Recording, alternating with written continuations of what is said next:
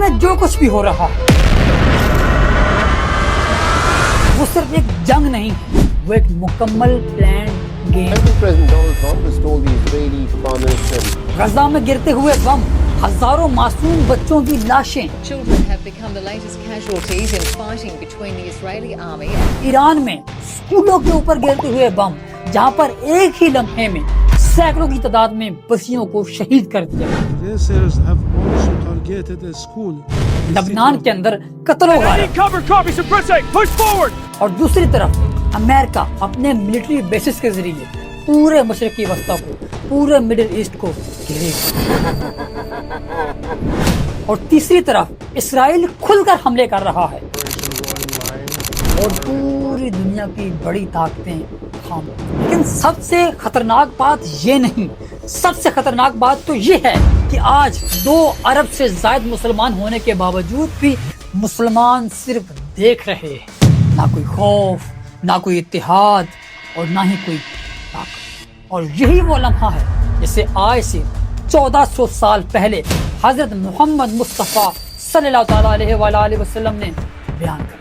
آپ صلی اللہ تعالیٰ علیہ وسلم نے فرمایا کہ ایک وقت ایسا آئے گا جب قومیں تم پر ایسے ٹوٹ پڑیں گی جیسے لوگ دسترخوان پر ٹوٹ پڑتے ہیں۔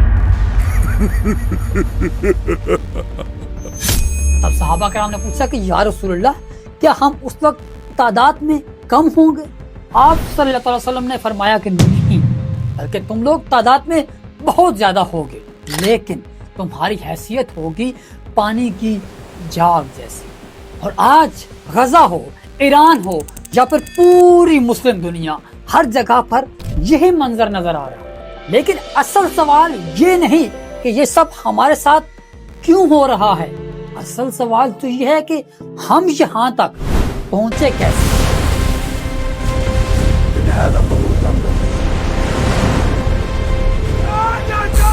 ہم اتنے کمزور ہوئے کیسے جبکہ پوری دنیا کی سب سے بڑی سپر پاور تو ہم مسلمان ہی تھے؟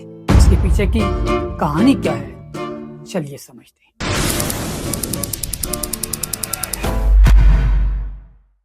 ایک وقت تھا جب دنیا کی سب سے بڑی طاقت، سپر پاور، امریکہ نہیں تھا، یورپ نہیں تھا، بلکہ ہم مسلمان تھے۔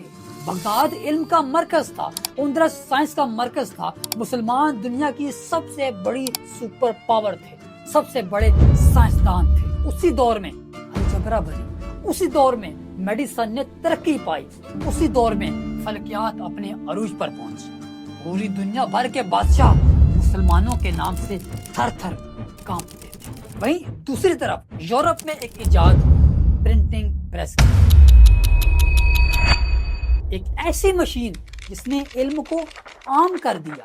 ایک کتاب کچھ ہی گھنٹوں میں سینکڑوں کتابوں میں تبدیل ہونے لگ پڑی۔ وہ علم جسے سیکھنے کے لیے کتب خانوں تک آنا پڑتا تھا، وہ علم جسے سیکھنے کے لیے عالموں تک آنا پڑتا تھا، وہ علم جسے سیکھنے کے لیے دور سفر کرنا پڑتا تھا، آج وہی علم ہر شخص کی پہنچ تک پہنچنے لگا، وہ علم ہر شخص کے گھر تک پہنچنے لگا، اور علم عام ہونا شروع ہو گیا۔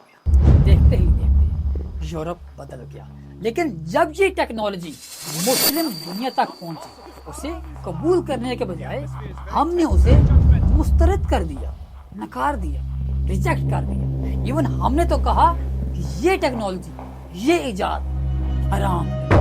You want to say nothing? This is not possible. This haram is haram. اور دیکھتے ہی دیکھتے یورپ آگے نکل گیا اور مسلمان پیچھے رہ گئے۔ یہی وہ لمحہ تھا جہاں سے طاقت کا توازن بدلنے لگا، اور پھر وقت آیا ورلڈ وار کا۔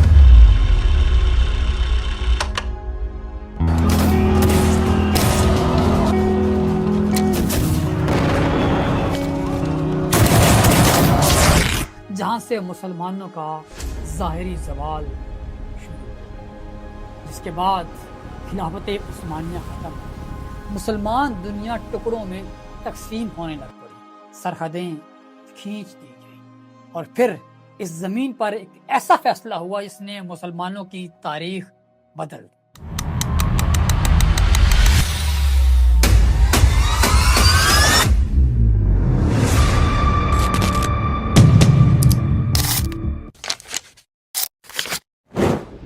فلسطین میں ایک نئی ریاست بنائی گئی، اس کا نام رکھا گیا اسرائیل۔ Israel has just been celebrating its Independence Day. اور یہاں سے مسلمانوں کی آزمائش شروع ہو۔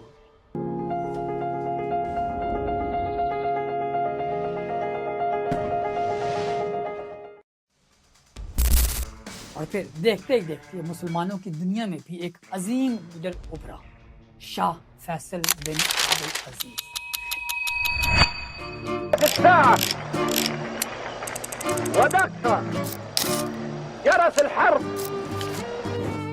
ایک ایسا لیڈر جس نے پہلی بار سپر پاور کو چیلنج کیا،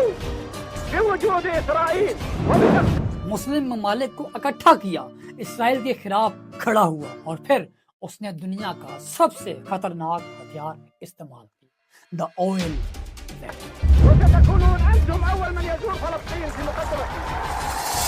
اور پھر تاریخ نے ایک بار پھر سے ایک پازیٹیو موڑ لیا۔ اس موڑ کا نام تھا آیت اللہ روح اللہ۔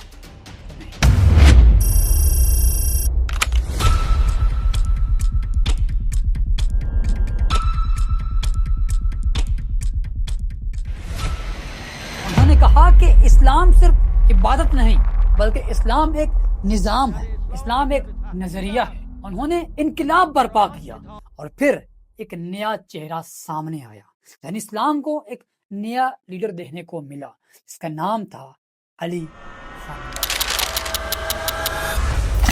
Who is your worst enemy, Mr. President? دشمن اصلی ایران کیست؟ امریکہ۔ امریکہ۔ اس وقت ایران اور عراق کے درمیان جنگ چل رہی تھی۔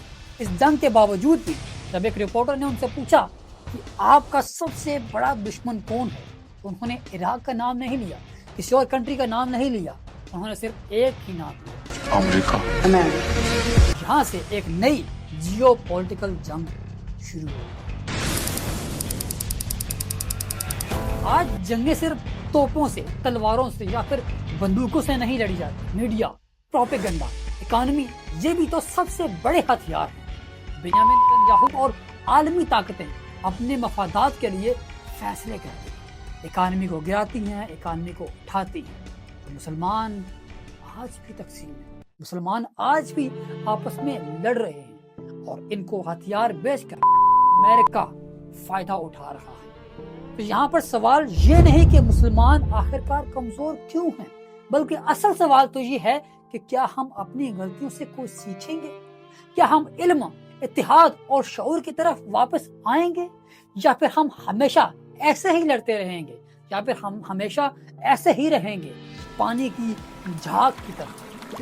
فیصلہ اب بھی ہمارے ہاتھ میں ہے، سکے کو ہم اب بھی بدل سکتے ہیں، اس بازی کو ہم اب بھی جیت سکتے ہیں، اتحاد کے ذریعے، علم کے ذریعے اور شعور کے ذریعے۔